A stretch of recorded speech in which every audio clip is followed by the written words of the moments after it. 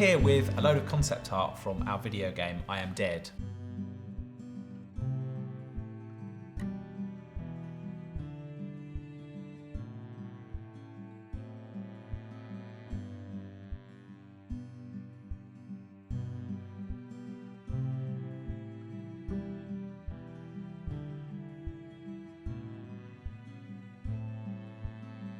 When you say concept art, there's lots of different things here. There are sketchbook drawings, photographs. There are also things that are more like diagrams.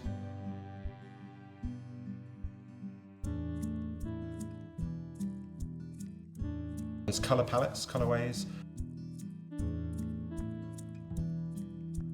And then there are things where I've scribbled over screenshots and written notes and stuff like that. So I Am Dead is a game in which you are a ghost. You can fly around without anyone seeing you, slicing through these objects in order to find other objects hidden inside them.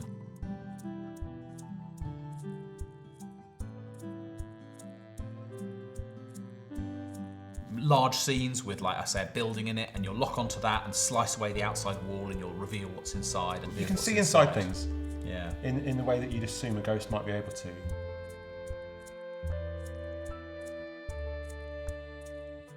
So making this game involved just making lots and lots and lots of different objects. And thinking about those objects from that kind of hierarchy point of view. If this object is going in the game, then firstly, what does it look like when you slice through it? And also, what could be inside it? The game is set in a fictional place called Shelmerston, but it draws very heavily on the town of Hastings, which is on the south coast of England, and it's where I live. It has all those kind of quintessential things that you get in a fishing community. It has fishing boats and it has funny little buildings. It has lots of lovely pubs, like the pub that we're in now. We didn't really intend to specifically base the place in this game on Hastings, but if I want to put some interesting buildings in a game and I live in a place that has interesting buildings, then it makes a certain amount of sense for me just to wander down the hill from where I live. There are these massive, strange wooden sheds. Like, what are these really? They're called really net shops. Do fishermen hang their nets in to dry? They don't anymore. Before, nets were made out of synthetic materials. They would rot if they were just left in a pile. So they'd hang them in these tall sheds. Yeah, like 3 stories high. And there was only a limited sort of area of land where they could build them. So they ended up building very sort of tall, narrow ones. I've been inside one. It was quite good. I had to climb a ladder to get up in there, and it just had like fake stuff in it, like plastic lobsters and stuff on the walls. It was like an open day where you could go full of fishermen's lies. What are fishermen's eggs? Fishermen's eggs. So I put this is some concept art that I put together. So I reckon I spent an afternoon walking around taking photos of things and sketching. I don't know whether that's just me having a little joke calling them fishermen's eggs or whether someone actually told me that they are called fishermen's eggs. I've got no idea. But I think they made it into the game. Some of them are really close to stuff in Hastings, like this one here. You've got Rock'n'All Fisheries, which is one of the places where you can buy fish, and they actually have a kipper smokery there. That's what that building there is. Yeah. And then in the actual game, it pretty much looks exactly like that. It's amazing actually looking at this sketch how many of these things that I just drew in like a little scrappy sketchbook while I was probably just sat on a bench over there. How many of them have made it into the game in a really literal sense, like this one here, the Crab Shack, is almost identical to how it looks in the final game. I remember when this was drawn and when we started putting all these buildings into the quayside scene, feeling quite overwhelmed about how much stuff there is in this game. I think there's a broader point here, but this game is about stuff because it's literally about objects. So we had to make an extraordinarily large amount of objects to go in the game, and one thing that helped that was setting the game in the present day and also setting it in a real place where we can go and look at these things and take photos of them, and a lot of Google searches as well, but actually I like looking at things in real life. A lot of the sketches I do sat not at home, like I tend to go and sit in a coffee shop or a pub or something, and if it's a nice enough day just on a bench somewhere and draw. So this is a plan of the town. I remember we spent quite a lot of time making drawings a bit like this.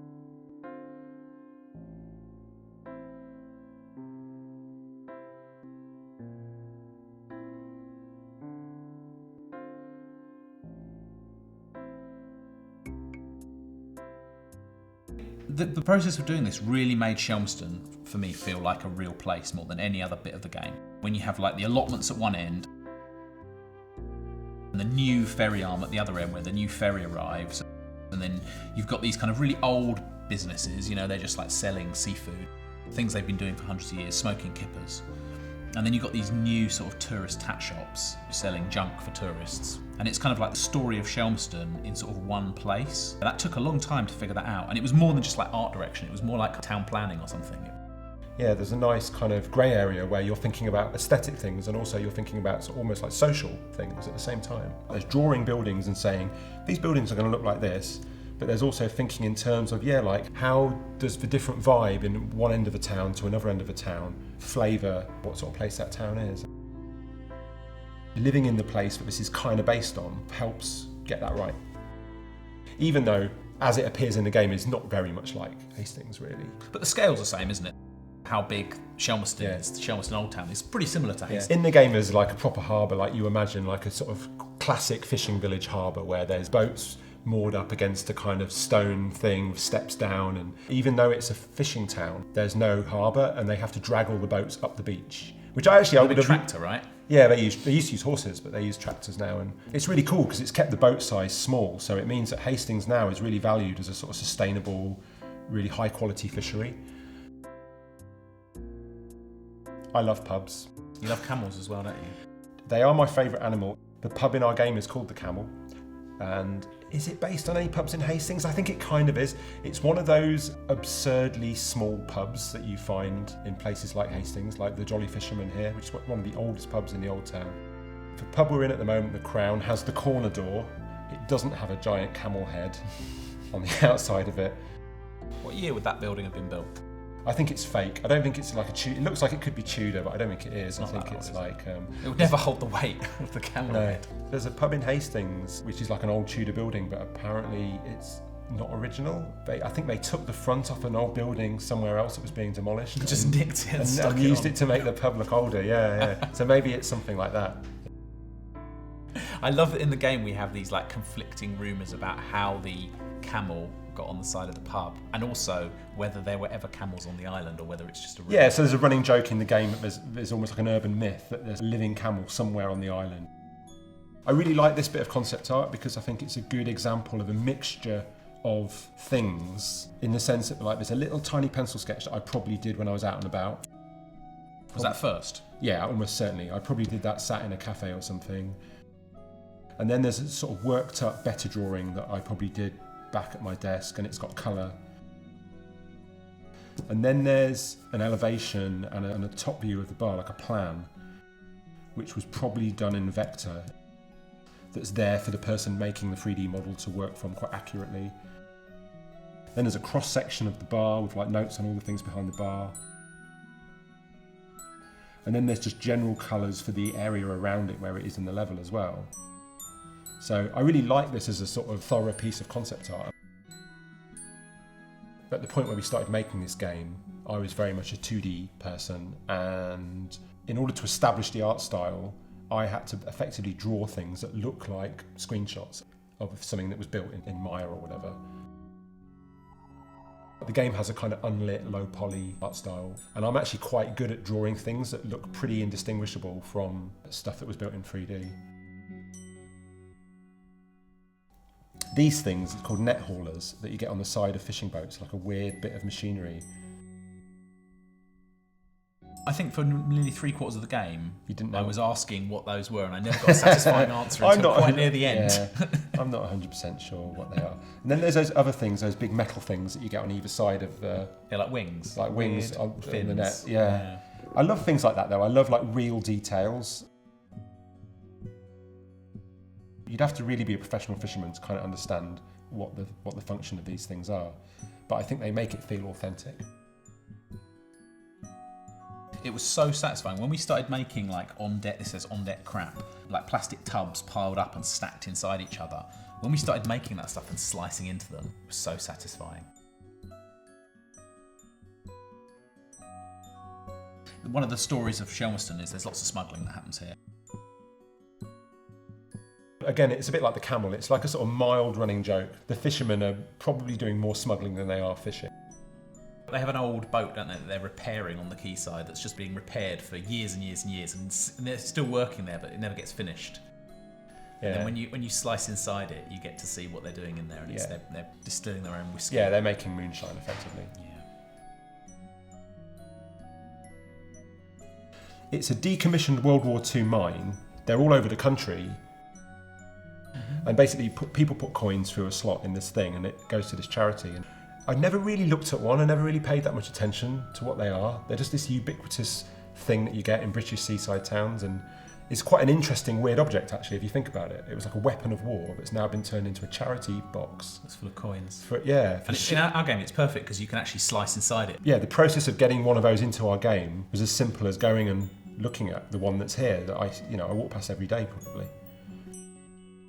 So here we've got some sketches of Buddhas, little statues of Buddhas, and then we've got a load of reference photos of vintage vacuum cleaners. So in the game, you have to find these objects that are hidden somewhere in the world. This one in particular is a tiny statue of a Buddha. The place where you find it is inside the bag of a vacuum cleaner. And the idea for this came from one day when I was hoovering, and I accidentally hoovered up a tiny statue of a Buddha. The vacuum bag was only half full. Don't want to waste a hoover bag. But they're expensive because we've got quite a fancy hoover. So what I did was I took the bag out and I wrote in big felt tip pen on the bag, Buddha inside, put it back in and forgot about it. And then about 2 months later, my wife Becky was like, "Why does it say Buddha inside on this vacuum cleaner bag?" And I was like, "Yes, self-explanatory. Now's the time." And I got out a pair of scissors and I found him there, and it was like finding treasure. That's what our game's about. Yeah, so it made it into the game. The hoover itself is the exact hoover that my mum had when I was growing up. This bit of photo ref here is a really good example of me being very specific about a thing. I like the arrow that just says full So I of found a bag. really good photo of someone using this hoover, but then I pointed, it says fuller bag, because there's no way I could accept a bag that flaccid in my video game. It has to be nice and full. But yeah, that's the hoover.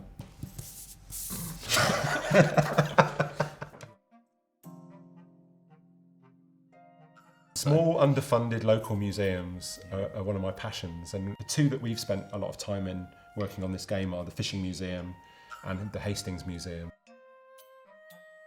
So Catherine Johnson, who we worked with on the writing for this game, also lives in Hastings, and we spent a day with her in the Hastings Museum walking around. It was supposed to be a writing meeting, wasn't it, where we were just going to figure out some of the stories, and Yeah. we ended up spending at least half the day just walking around the museum, taking photos and just chatting about all the stuff.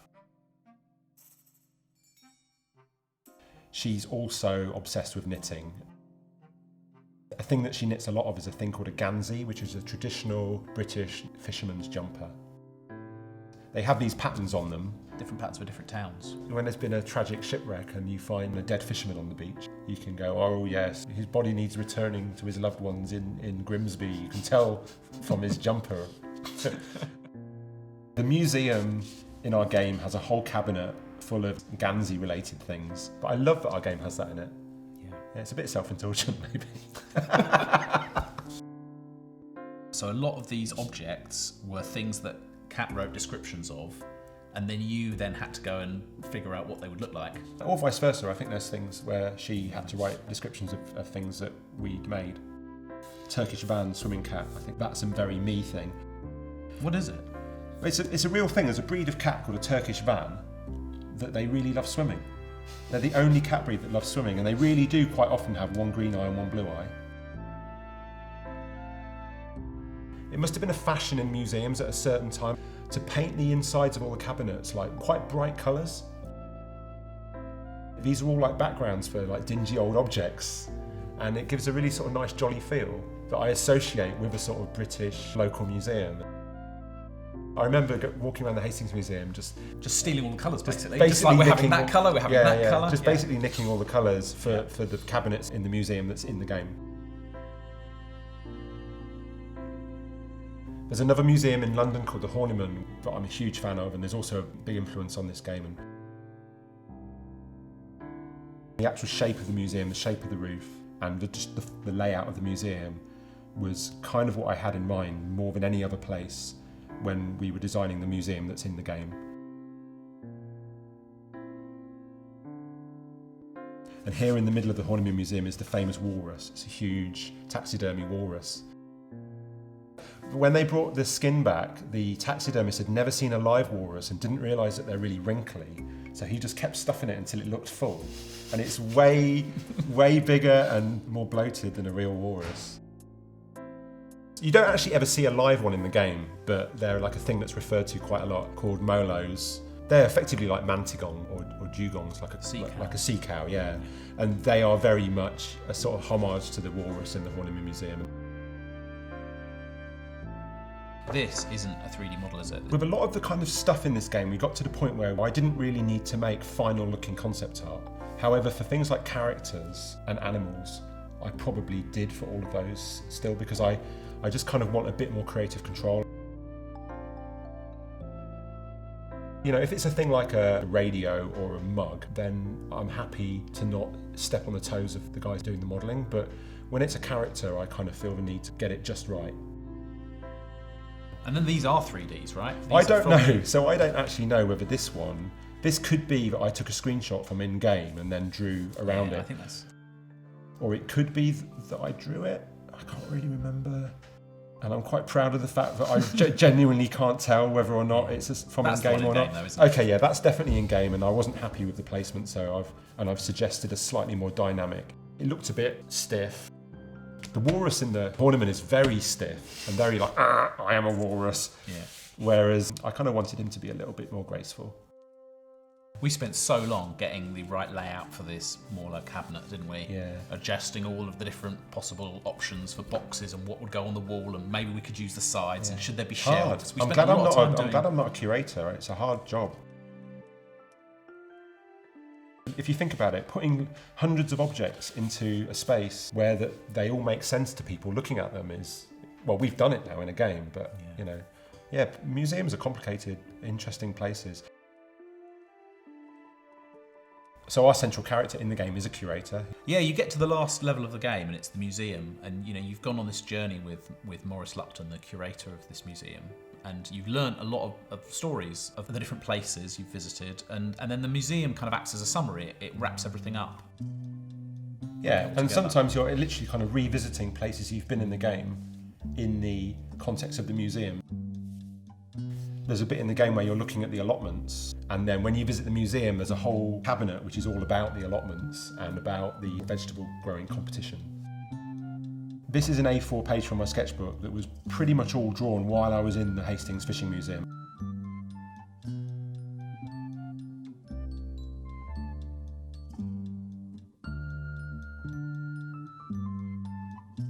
Look at this, originally I wanted there to be a big boat hanging from the ceiling, and that, again, that's a reference to Hastings Fishing Museum, which has a massive boat in the middle of it.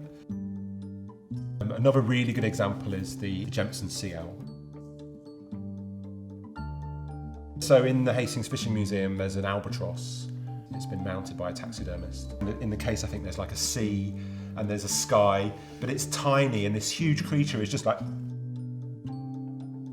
And it's really beautiful and really tragic. We based the Shelmerston sea owl in the game on that albatross, and this connects to another thing from the real world.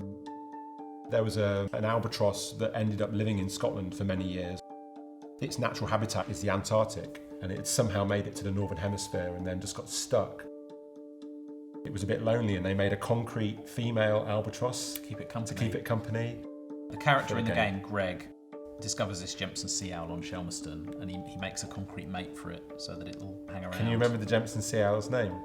David Abrahams. David Abrahams, yeah. The one in real life was called Albert Ross, and I hate puns. Yeah. I really despise puns. In the same way that Albert Ross is a plausible man's name, I wanted to give ours a plausible man's name, but one that isn't an awful pun. Yeah. So I just called him David Abrahams. The wall of the museum in our game is covered with paintings and stuffed heads and oars. I guess this is the sketchbook page where you were figuring this stuff out. Yeah, this is all background. Yeah, where did it come from? You go to these old local museums and there's always like loads and loads of probably not very good paintings. Quite often they're quite high up and quite dark. They probably need cleaning. And lots of like dubious looking stuffed fish and things like that. You don't really look at it that closely in the game. It is all background stuff, but I think in order for it to make the place feel authentic, it all had to be made, and it all had to be made quite well. In a way, these local museums are sort of providing a community service of letting people get rid of this old junk that they don't want. Like, give it to a good home, and it can just go up onto a high shelf in an old provincial museum. I love it when you're in an old, like, little provincial museum and you find things that are just like, does this really belong in a museum? Is this really of any value? I just love the stories that you start thinking about when you start looking at those things, the sort of minutiae of life. So here are the fishermen. These aren't truly believable Hastings fishermen, are they? I'd like to think they have that slightly intimidating kind of vibe that Hastings fishermen have. They've definitely got earrings. Like, a lot of the fishermen here really do have quite big gold earrings, which I think is fantastic. Yeah, this guy, he looks like he might be some kind of petty criminal, doesn't he? And he looks a bit shifty. He looks like the sort of guy who, when he smokes, would hold his cigarette in that sort of hidden way where you hold it in like that. Right. There's a massive contrast to these salt-of-the-earth fishermen. It's these guys who are like they're like tourists, aren't they? We've got this kind of made-up sport that happens in the game called shell racing. The competitors squeeze themselves into these gigantic fiberglass shells. Like, they're like hermit crabs. And then they run great distances in them. Yeah, like, it's completely absurd, and it obviously wouldn't really work in real life. And I think this is from a Ralph Lauren fashion shoot here, where you literally have the intersection of preppy pink trousers and blazers, but also surfers and Hawaiian shorts. I guess we have a kind of continuum of very local salt-of-the-earth people that have been in Shelmerston for generations. Then we've got these people that have literally just arrived in the last year, the tourists. We've got packaged tourists who've probably come from somewhere a long way away and don't really fit in at all. They're very alien to the place. But then we've also got these tourists who, they're so entitled they kind of feel like they own the place. There's people who are here for yoga. There's people who are here for bird watching. There's a campsite full of just like families mostly, and the character that the player is, Maurice Lupton, is just kind of like a normal bloke that lived in the town. Yeah, I think he was probably the museum. Maybe he was a retired school teacher or something like that. Yeah. So the fish people, they're a bit like the creature from the Black Lagoon. They're kind of aquatic. But they can speak. They can speak. Some of them have chosen to come on land and live like humans and wear clothes and eat dry food, and others frown on that and they still live in the kelp forests around the island and don't really want to mix with human society. They're maybe analogous to like native people in a country like Australia or America. There's also that thing that happens a lot in seaside towns in Britain where arty-farty people make their seaside art. Some of the artists are just normal humans, and then some of the artists, one of them's got an apple for a head, for instance. There's a pair that's an art critic. He is, yeah. Smokes a pipe. There's two that are like identical twins that are a bit like Gilbert and George, or Jake and Dinos Chapman. So I guess it's touching on this kind of tension that you get in communities, like in Hastings. There's a big art gallery on the seafront, which was quite controversial when it was built. A lot of the fishermen were really against arty-farty people from London coming and imposing a contemporary art gallery on them. Way back in the Victorian period, the pre-Raphaelites fell in love with Hastings. And now there's people like you. You know, I'm not a pre-Raphaelite. You haven't ever found a bit of driftwood and stuck shells onto it, though, have you? Not yet, no. But you could argue that I'm an arty-farty person, and I have been seen sketching fishing boats on the beach. But in my defence, it's for a video game. Yeah. You know.